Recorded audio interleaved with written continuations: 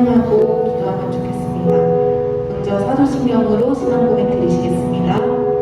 전능하사 천지를 만드신 하나님 아버지를 내가 믿사오며 그 외아들 우리 주 예수 그리스도를 믿사오니 이는 성령으로 잉태하사 동정녀 마리아에게 나시고 본디오 빌라도에게 고난을 받으사 십자가에 못 박혀 죽으시고 장사한 지 사흘 만에 죽은 자 가운데서 다시 살아나시며 하늘에 오르사 전능하신 하나님 우편에 앉아 계시다가 저리로서 산자와 죽은 자를 심판하러 오시리라. 성령을 믿사오며 거룩한 공예와 성도가 서로 교통하는 것과 죄를 사하여 주시는 것과 몸이 다시 사는 것과 영원히 사는 것을 믿사옵나이다. 아멘.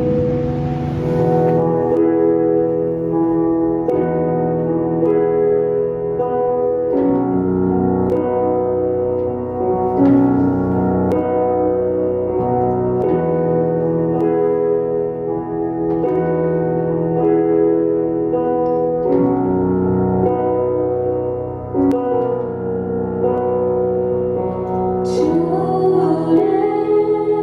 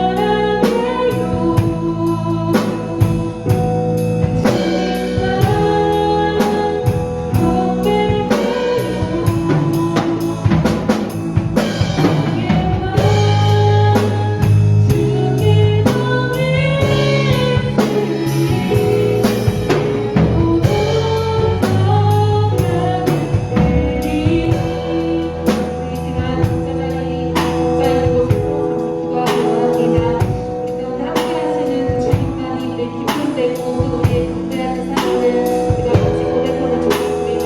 예배를 위해서 주님의 이름으로 기도드리겠습니다. 주여.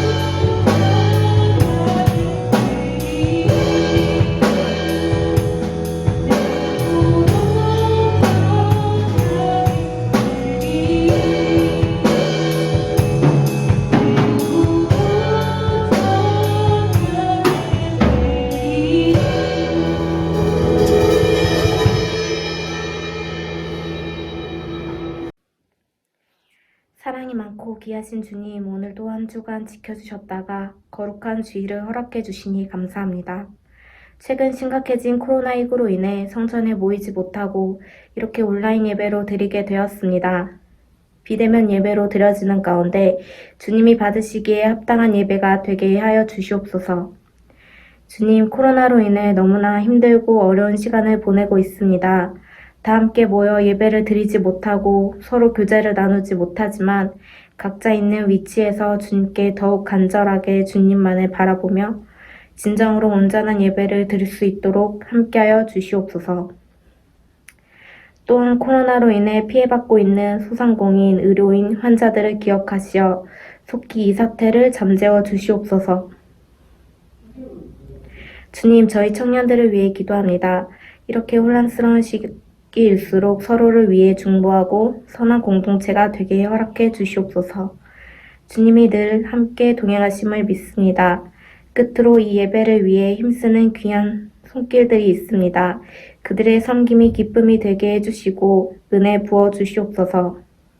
또한 윤창규 장로님의 사업과 가정 가운데 축복 주시옵고 이 시간 말씀 전하실 조철호 목사님의 영육간의 강건함을 허락해 주시어 전하신 말씀을 통해 은혜 더하여 주시옵소서.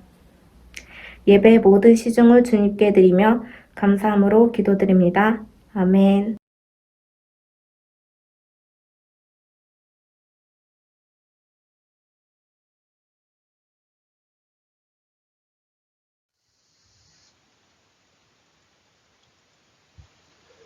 묵은 누룩을 내어버리라 라는 제목으로 말씀을 증거하도록 하겠습니다.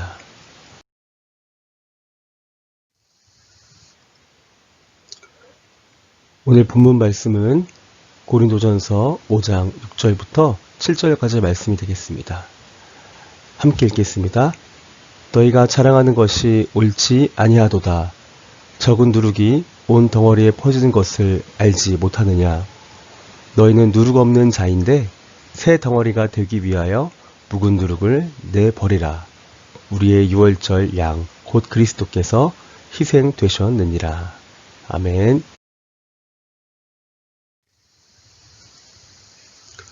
먼저 고린도전서 5장의 구성에 대해서 말씀드리겠습니다.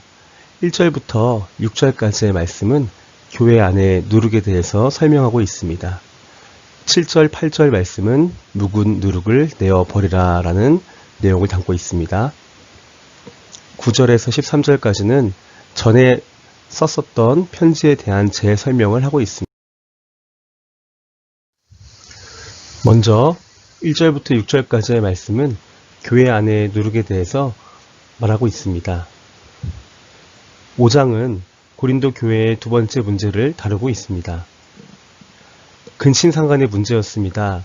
교회 안에서 매우 심각했음을 이야기하고 있습니다. 사실 당시 헬라 문화 안에서는 통용되는 부분도 있었습니다. 그럼에도 불구하고 1절 중반절에 보시면 그런 음행은 이방인 중에서도 없는 것이라고 표현하고 있습니다. 이것으로 볼 때 단순한 음행의 문제가 아닌 교회의 거룩과 권위에 관한 것에 대해서 이야기하고 있음을 알 수 있습니다. 다른 말로 하면 성적인 음란함과 타락함이 교회의 거룩함과 권위에 맞서고 있는 것에 대해서 바울이 지적하고 있습니다. 대부분의 이방인들도 그 많은 죄가 고린도 교회에 존재하고 있음을 다시 한번 강조하고 있습니다.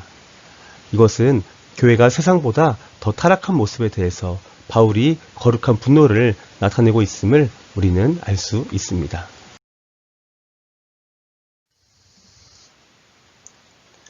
바울이 화가 난 이유는 교회 안에 죄가 있어도 성도들이 아무런 죄책감이나 통한이 여김도 없다는 것에서 화가 났다는 것입니다. 2절에서 교만했고 6절에서 오히려 이런 모습을 자랑했음에 대해서 이야기하고 있습니다. 그들의 세상적인 자랑은 죄를 짓는 사람도 보는 사람들도 아무런 죄책감이 없고 오히려 좋게 생각하는 모습 때문에 더 문제가 되었던 것입니다. 음행의 상태도 심각했지만 영적인 상태가 더욱 심각했다는 것을 알 수 있습니다. 고린도 교회가 하루아침에 이렇게 되었을까요? 여러분, 오늘날 이 코로나 시대를 살아가는 우리 교회도, 교회 안에 있는 성도들도 하나님 아버지 앞에 영적으로 교만하거나 음란하거나 타락하진 않았는지 돌아봐야 할 것입니다. 또 오히려 죄 짓는 것에 대해서 죄 짓는 사람이나 또 죄 짓는 것을 지켜보는 사람이나 아무도 죄책감을 갖지 않고 오히려 세상적인 것들을 자랑한다면 그것은 사도 바울이 지적하는 부분을 우리가 되풀이하고 있음을 알 수 있는 것입니다. 고린도전서 4장 6절 말씀에 기록된 말씀 밖에 넘어가지 말라라는 말씀이 있었습니다. 이 말씀은 바로 하나님의 거룩하심과 또 하나님께서 보시기에 그런 합당한 삶을 넘어가지 말라는 것을 의미하고 있습니다. 바늘도둑이 소도둑 되는 것처럼 사소해 보이는 작은 죄들이 쌓여서 중대한 범죄로 이어질 수 있다는 것입니다. 바울은 누룩의 비유를 하고 있습니다. 처음에는 아주 작은 균이 숨겨져 있지만 그것을 그대로 두면 점점 그 균이 온 덩어리에 퍼져나가는 것이 바로 누룩의 모습인 것입니다. 이처럼 작은 죄를 두면 한 사람의 삶 전체를 무너뜨리고 교회를 죄로 물들게 할 수 있습니다. 다음으로 7절과 8절에 묵은 누룩을 내어버리라 라는 주제로 살펴보도록 하겠습니다. 7절은 바울이 묵은 누룩을 내버리라고 충고하고 있습니다. 이번 5장에서 핵심이 되는 말씀입니다. 이유는 분명합니다. 누룩이 온 공동체를 썩게 만들기 때문입니다. 누룩의 이야기는 출애굽 당시에 6월절에서 가져오기도 했습니다. 6월절에 희생되었던 어린 양이 곧 그리스도임을 우리는 밝히고 있습니다. 빵은 원래 누룩을 넣어야 맛이 있습니다. 그러나 6월절 때는 빨리 출애굽을 해야 하기 때문에 빵을 누룩에 부풀릴 시간이 없었습니다. 하나님은 이것을 의도적으로 기념하게 하셨습니다. 6월절에 누룩 없는 빵은 거룩과 순결을 상징하기도 합니다. 이는 구원의 긴박성으로 연결되기도 합니다. 누룩은 평온과 행복을 의미하기도 하지만 출애굽 당시에는 나태함과 세상에 대한 미련을 말하기도 합니다. 바울은 세상에 대한 미련과 사랑을 버리고 속히 주님께로 돌이켜 거룩하고 순결한 삶으로 돌아가라고 충고하고 있습니다. 8절에서 명령을 지키라 라는 말씀이 있는데요. 이것은 하나님께 거룩하게 드려진 유월절이라고 해석하기도 합니다. 마지막으로 9절부터 13절까지 전에 쓰여졌던 편지에 대한 재설명이 있습니다. 전의 편지에서는 음행하는 자들과 완전하고도 완벽한 결별을 이야기한 것으로 보였습니다. 만약 그렇다면 너희가 세상 밖으로 나가야 할 것이라고 10절에서 이야기하고 있습니다. 바울은 성도로서 모든 세상의 거룩이 아니라 교회 안의 거룩으로 한정시키는 것을 알 수 있습니다. 문제는 고린도 교회 성도들이 바울의 세상의 행악자들에 대한 불가피한 허용을 정당한 것으로 해석해 보였다는 점입니다. 고린도 후서 6장 14절부터 7장 1절까지 말씀을 보면 이들이 허용을 친밀한 사귐까지 끌고 가는 것을 볼 수 있다는 것.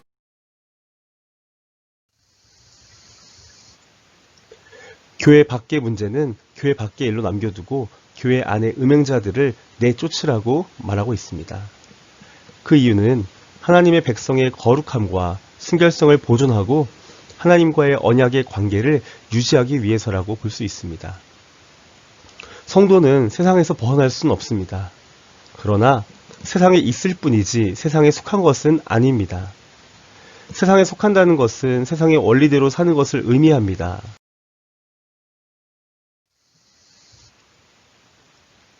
11절 말씀에 교회 안에 들어와 있는 세상, 교회가 잘라내야 할 세상의 원리를 소개하고 있습니다. 세 가지가 있는데요. 첫 번째는 음행입니다. 하나님께서 정하신 육체적 만족의 선을 넘는 것입니다. 하나님께서 율법으로, 하나님께서 말씀으로 정해주신 육체적인 기준이 있는데 그 선을 넘어서 우리가 우리의 욕심과 우리의 어떤 탐욕을 따라서 음행을 한다는 것은 하나님께서 기뻐하지 않으시는 것입니다. 두 번째로 탐심이 있습니다. 하나님께서 허락하신 한도를 넘어 타인의 것을 소유하려는 욕망입니다. 이것 또한 큰 죄가 되는 누룩이기 때문에 잘라내야 될 것이라고 말씀하고 계십니다. 세 번째는 우상숭배입니다. 우상숭배의 다른 말은 탐심이라고 말씀에 증거되어 있습니다. 하나님보다 더 사랑하는 것이 있다면 그것은 우상숭배라고 볼 수 있겠습니다. 골로새서 3장 5절 말씀에 그러므로 땅에 있는 지체를 죽이라. 곧 음란과 부정과 사욕과 악한 정욕과 탐심이니 탐심은 우상숭배니라. 아멘. 또한 갈라디아서 5장 19절부터 21절까지의 말씀에도 이와 유사한 내용이 있습니다. 육체의 일은 분명하니 곧 음행과 더러운 것과 호색과 우상숭배와 주술과 원수 맺는 것과 분쟁과 시기와 분냄과 당 짓는 것과 분열함과 이단과 투기와 술 취함과 방탕함과 또 그와 같은 것들이라. 전에 너희에게 경계한 것 같이 경계하노니 이런 일을 하는 자들은 하나님의 나라를 유업으로 받지 못할 것이요. 아멘.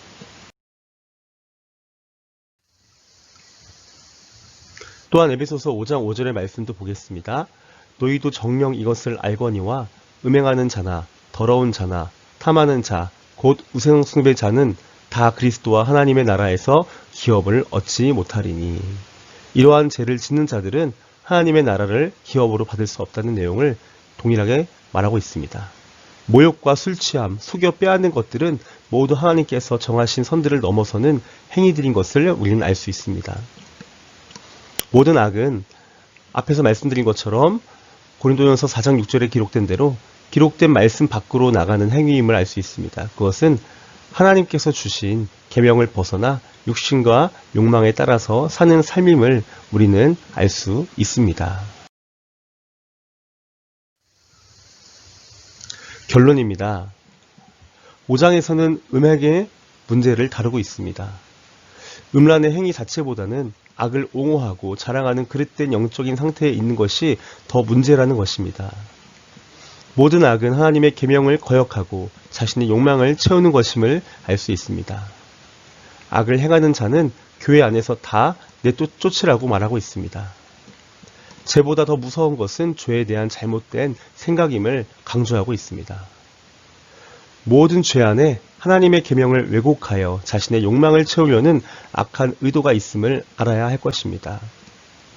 분명한 것은 세상에 있는 모든 죄를 그리스도인들이 다 컨트롤할 수는 없습니다.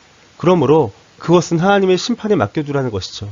단지 교회 안에서 우리가 세상을 따라가며 세상을 닮아가며 그 죄를 끌어들일 필요가 없는 것이고 또 그 죄를 통하여서 죄책감을 느끼지 못하거나 혹은 그 죄를 지켜보는 다른 사람 또한 무디어져서 하나님 앞에 정말 악한 죄를 지음에도 불구하고 회개하지 않고 또 그것에 대해서 특별히 비평하지 않고 그냥 넘어간다는 것은 하나님 앞에 더 큰 죄가 될 수 있다는 것입니다.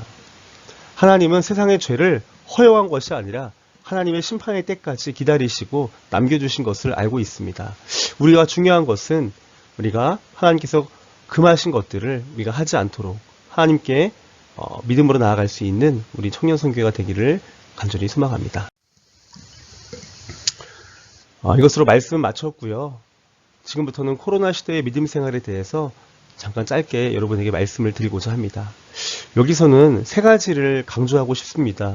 여러분, 코로나 시대에서 너무 힘들고 어렵게 살고 계신다고 생각합니다. 또한 많은 것들이 혼란스럽고 또 내가 앞으로 어떻게 살아가야 할지, 또 미래가 불안하고 또 미래가 두렵고 또 하루하루가 정말 힘겨운 것을 알 수 있습니다. 혹은 아무 생각 없이 살아가는 것 또한 어려움이 있을 것입니다.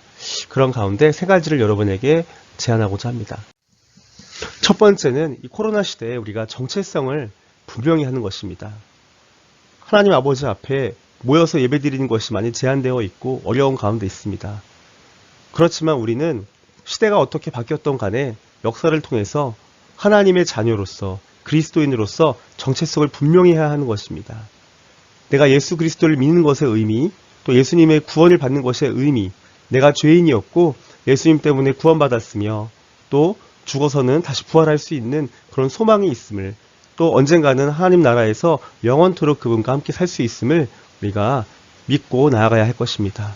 또한 그리스도인으로서 하나님께서 맡기신, 예수님께서 맡기신 성령 하나님께서 함께 도와주시는 가운데 우리에게 맡겨진 사명들을 잘 감당해야 할 것입니다. 오늘 말씀을 비추어 보면 하나님께서 기록된 말씀 밖으로 나가지 말라고 하셨습니다. 곧 하나님 아버지 앞에서 음행하거나 또 탐심을 부리거나 우상숭배하는 것들, 쉽게 말하면 하나님 아버지의 말씀 밖으로 나아가는 것들을 금하는 것을 우리는 알 수 있습니다. 여러분, 첫 번째로 정체성을 지켜야 한다는 거 기억해 주시기 바랍니다. 두 번째입니다. 끈끈함을 가져야 합니다. 이 그림에 나와 있는 것처럼 하나님 아버지와 끈끈한 연결고리를 가지고 삼위일체 하나님과 교제하는 것입니다. 성부 하나님께 우리가 예배를 하겠죠. 또 찬송을 드리고 기도를 합니다. 또 예수 그리스도의 그 구원하심에 감사하고 나의 죄를 용서하심에 감사하고 그분께 기도함으로 나아갈 때 하나님 우편 보좌에서 우리를 위해 중보하시는 예수님을 경험하는, 또 날마다 구원의 감격에 휩싸여서 하루하루를 감사하며 기뻐하며 승리할 수 있기를 바랍니다. 더 나아가서 성령 하나님의 도우심 가운데 날마다 그분과 교제할 수 있도록 말씀을 묵상하고 큐티하고, 또 우리 청년선교회에서 하고 있는 메시지 성경을 받으신 분들 우리 고린도 전서 후서를 날마다 통독할 수 있고, 또 우리가 쓰담쓰담 노트를 통해서 성경 필사를 할 수 있는데 그 필사 또한 하면서 주님과 끈끈함을 유지할 수 있도록, 또 모든 순간마다 크고 작은 일들 가운데 기도하며 나아갈 수 있는 그 교제의 기쁨을 맛볼 수 있는 여러분이 되기를 축복합니다. 마지막으로 세 번째는 랜선 공동체 활동을 하는 것입니다. 우리가 지금은 코로나 시대로 인해서 함께 만나는 것을 제한이 있기 때문에 만남을 갖는 것은, 현장에서 만나는 것은 어려움이 있습니다. 그럼에도 불구하고 랜선을 통해서 함께 서로 공감해주고 또 힘들고 어려울 때 격려해주고 지지해줄 수 있는 그런 지체들 간의 끈끈함이 있어야 하고, 그런 공동체 안에서 서로 연결되는 그 연결고리를 경험해야 할 것입니다. 예를 들면 우리가 온라인 예배를 통해서 함께 예배함으로 그 예배에 대한 후기나 어떤 느낀 점들을 서로 공유할 수 있겠습니다. 화상 채팅이라든지 어떤 화상 모임이라든지 그 외에 SNS를 통하여서 함께 서로의 소식을 주고받으며 또 함께 묵상했던 것들, 하나님을 경험했던 것들을 나누며 함께 이 시대를 살아가는 우리 청년선교회가 됐을 때 그 공감과 격려와 지지를 통해서 우리의 영혼이 살아나고 우리의 삶에 활기가 넘쳐날 수 있을 거라고 믿습니다. 정리하면 첫 번째로는 그리스도인으로서 하나님의 자녀로서의 정체성을 공고히 하고, 두 번째로 우리가 끈끈함을 가지고 삼위일체 하나님과 교제해야 될 것입니다. 마지막으로 이 랜선 공동체 안에서 공감과 격려와 지지를 통해서 우리가 하나 되기를 소원합니다. 청년선교 여러분, 예수님의 이름으로 사랑하고 축복합니다. 아멘. 하늘에 계신 우리 아버지여, 이름이 거룩히 여김을 받으시오며 나라가 임하시오며 뜻이 하늘에서 이루어진 것 같이 땅에서도 이루어지이다. 오늘 우리에게 일용할 양식을 주시옵고 우리가 우리에게 죄 지은 자를 사하여 준 것 같이 우리 죄를 사하여 주시옵고 우리를 시험에 들게 하지 마시옵고 다만 악에서 구하시옵소서. 나라와 권세와 영광이 아버지께 영원히 있사옵나이다. 아멘.